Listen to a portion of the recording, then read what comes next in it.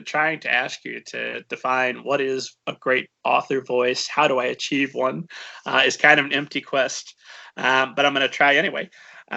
When you're looking at that first, do you start with 10 pages of a manuscript? How much of a manuscript? How much leeway do you give a manuscript when you first start reading to know whether or not you'd like to continue? I think that this answer is probably going to make me kind of sad, but I can usually tell within the first couple sentences if it's a project that I'm going to keep on reading or not. I know. I'm sorry. Wow, that's a bold statement. We're definitely gonna have some follow-up questions there. Putting chapters are so important, guys. No, but I mean, I'm looking for very sort of concise writing with a lot of like sort of tension, action. I am not a flowery description person. I'm not a rambling offsides kind of person. I was gonna say I'm more of the school of Ernest Hemingway, but he's a little too much far on the other end of the scale for me. But I do like very commercial writing that is very active. And I think because it's been, a while, I've gotten to sort of know what I like and been more comfortable, I think, sort of identifying that more quickly. Makes sense. And I know that I'm playing devil's advocate for all the writers listening a little bit, because I know once you've been reading queries nonstop, endless queries that come through, you do develop a kind of almost a preternatural sixth sense about where things are going. How many queries are you receiving on a, I don't know, daily basis, weekly basis? Don't know. I think maybe a year or two ago, one of my interns actually did a chart and like looked at everything monthly and came up with an average number. But I don't know if it's changed or not since then. But I would say maybe like 100 or 200 a week. 100 to 200 a week, and that's not counting all the things you have to read for your clients, all the things you have to read maybe to help out your agent friends. Plus, do you also make time still for fun reading? No, no, that's not. I do make time for fun reading. I just haven't done it in a while. I snuck in Stephen King's newest over the weekend, and I felt like I was pulling something off. I was like, "Oh, I'm going to read a book that's not for somebody coming on the podcast. It's not for the blog, just for me." And it was worth it. The Institute was one of his best in years. Highly recommended for anybody looking for a good read. So 200. 100 to 200 queries. Let's go back to the query, and then we'll get back to these first few lines, because obviously that much every week, there's not a whole lot of pressure that, hey, if I miss out on this great deal, there'll never be another one. There's probably another one in the inbox waiting. So let's start with the query. What grabs your attention in a query? How can authors hope to stand out for you? Well, so the best kind of queries, I think, are those that almost sort of read like back cover copy. So very concise, very to the point, but also, with some great cliffhanger moments that leave me compelled to want to read more. That's really what I'm looking for. And also just like really, unique ideas. I get really hooked on the premise of a story as well as the query letters. If I'm reading something, I'm like, oh, wow, this is supposed to be like a young adult crazy rich Asians. That sounds awesome. Then I will be intrigued to sort of keep on going. And it's a balance of those two things. I understand, query letters and first chapters are not going to be like absolutely pitch perfect. There can be areas that need work or whatnot. And I understand that. So it is a balance kind of between what you're actually writing, if that sort of is intriguing to me, and how the writing is generally sort of stacking up. Okay. So the query comes in. Are you looking for a paragraph of, "Hi, Carrie, I think you're the most incredible literary agent ever because I faithfully listened to every episode of the Middle Grade Ninja podcast. I heard you on there. You sounded fantastic." Are you looking for that personal connection of why you, or are you skipping past that paragraph to see what the pitch is? Well, so I do really like getting things like that. So I think it's very personal, but I think that maybe as a cynical New Yorker, I'm less concerned about that and more concerned about what your actual story is. Although, how long have you been in New York to have it work its cynicism magic on you? Not that long. I've been in the city for a decade. That's not enough. But I think I got the armor on before that. You studied abroad in Oxford, right? Mm-hmm. And where did you grow up prior to that? Connecticut. I apologize. I realize we're all over the place. We're going back to query letters. Just curious since you mentioned the New York cynicism. That way, somebody who did faithfully listen will have one more thing to put in that intro paragraph. As a fellow Connecticut person, I felt that we would connect. So that paragraph you're going to read. Do you read the first paragraph, or do you skip straight to the pitch, or you just quickly skim that paragraph? I'll just over. Okay. So is there anything that an author could put there that would turn your head, get your attention prior to the pitch? That was my okay. Sorry. So if there's a personal connection of any kind, if one of my authors has recommended you, if I met you at a conference, if we went to the same school, if there's any sort of whatnot in there, then I will keep my eye out for things like that. Gotcha.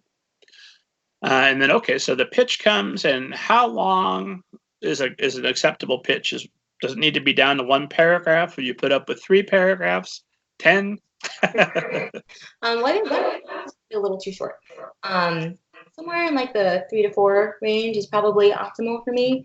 I have found with age that the longer something is, the denser something is, the more likely my mind is to just start to wander.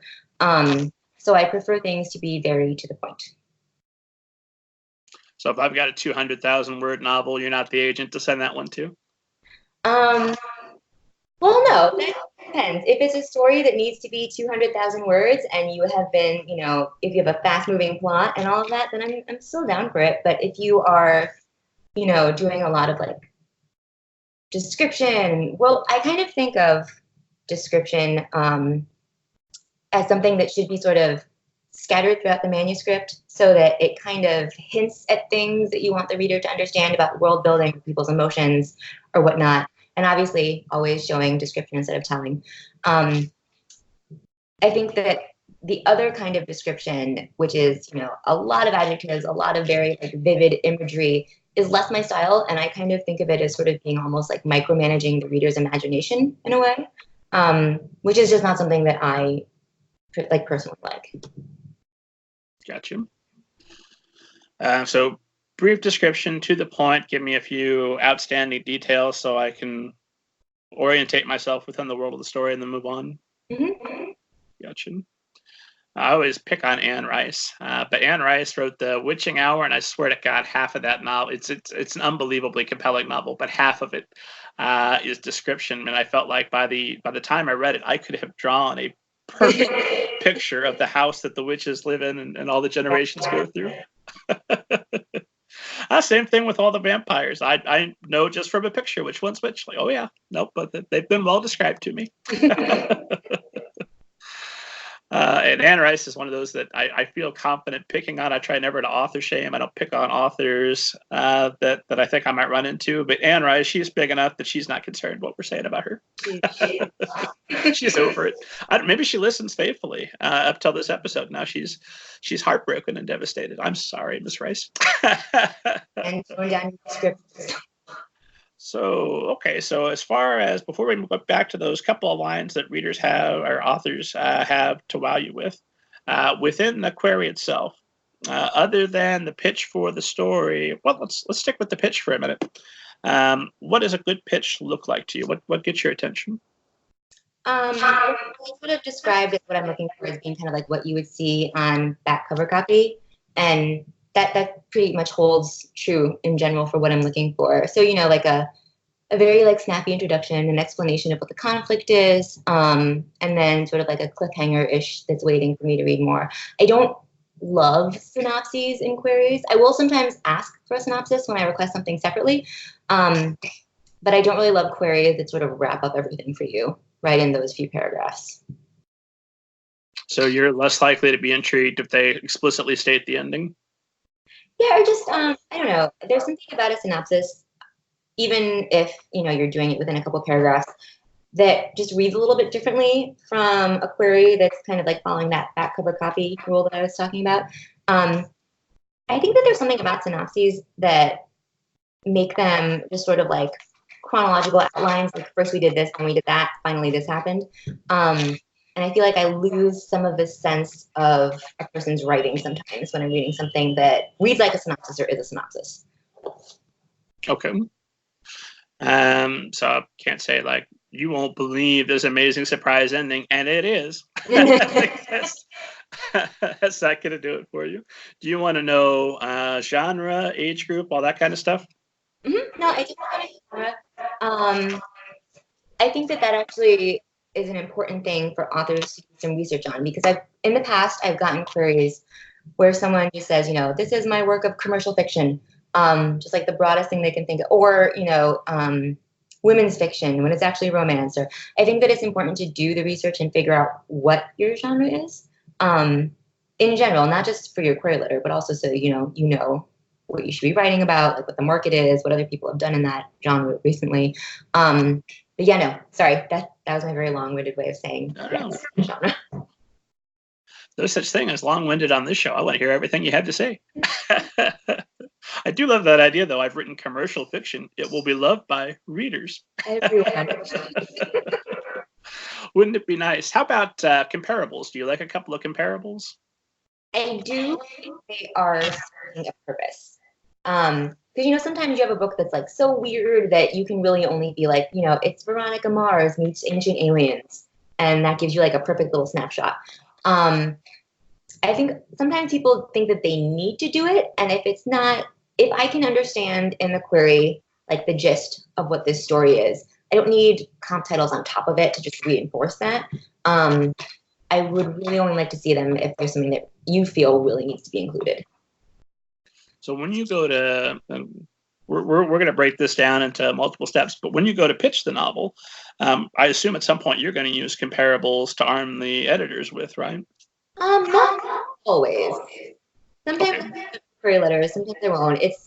It's kind of the same metric as query letters for authors. If I feel like it's something that's really necessary in order to really give an accurate snapshot of the book, then I'll include it. If I don't, I won't.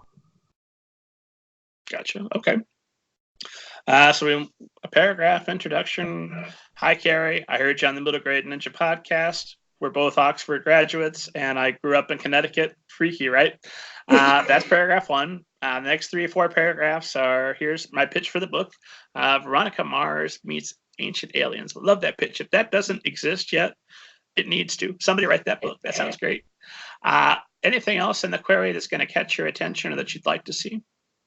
It's nonfiction, and usually sort of like some sort of platform info is really important. And in general, if you have anything that that ties into your book. So for instance, you have your Veronica Mars meets Ancient Aliens, and you're that scientist on Ancient Aliens with the crazy hair that's on every episode, then I want to know that. Or you have your own detective agency, anything that's relevant. If you are both Giorgio Tsoukalos and you have your own detective agency. Giorgio, if you're listening, Carrie is your agent. Call. Send that query immediately. What about for fiction? So if I want to turn your head and I tell you that I've got 500 Twitter followers, is that doing anything for you? No. Because 500 Twitter followers is like impressive for just like a person being out there, but as an author, you're not really just a person, you're a brand, right? And so for a brand to have 500 Twitter followers, like not as exciting.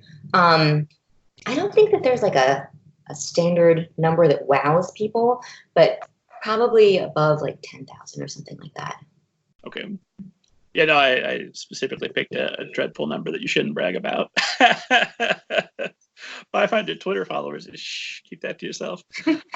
But 10,000 would turn your head. Yeah, I think that made me go, oh, okay, that's kind of interesting. It wouldn't necessarily like turn my head, but it would definitely sort of make me stop and perk up a little bit. So certainly worth mentioning. Exactly. What about, I don't know, 9,500? Still worth mentioning? I'll still take it, yeah. Okay, fair enough. Anything else such, well, I assume if you've got like a couple of fiction awards, you might want to mention that, right? Mm-hmm. If I've got an MFA from, I don't know, Oxford, some prestigious university, is that worth mentioning? It is in general. It's not necessarily something that I'm looking for. Okay. Fair enough. But what if I said, Carrie, I have really large student loan bills that I need to pay. Help me. That's what I hear when I hear MFA degree. I will agree with you. Now, the reason I say that is because, in general, I think that MFAs are great for helping you sort of develop your writing skills and, you know, getting obviously very qualified critique partners to look over your work and to talk to you about your work. But in general, I find that MFAs focus on sort of more literary fiction writing, and sort of, you know, creating short stories with really eloquent themes or insights, or, you know, that you can compare to Foucault, which is great, you know, for literary analysis, but less pertinent for a traditional sort of trade publishing. Okay. And we're going to get back to those lines of fiction, but something else that I noticed on your manuscript wish list that I wanted to ask you about was you said that you were looking for, you wanted authors to avoid themes and premises that are too obvious. So how do you do that without writing something so subtle that, you know, only Mrs. Kent knows what I'm talking about? I think it kind of goes back to what I'm talking about. Always just trying to make sure that there is some element of your work that is new, that there is something that makes it stand out on a bookshelf with everything else, you know, in the genre lined up against it.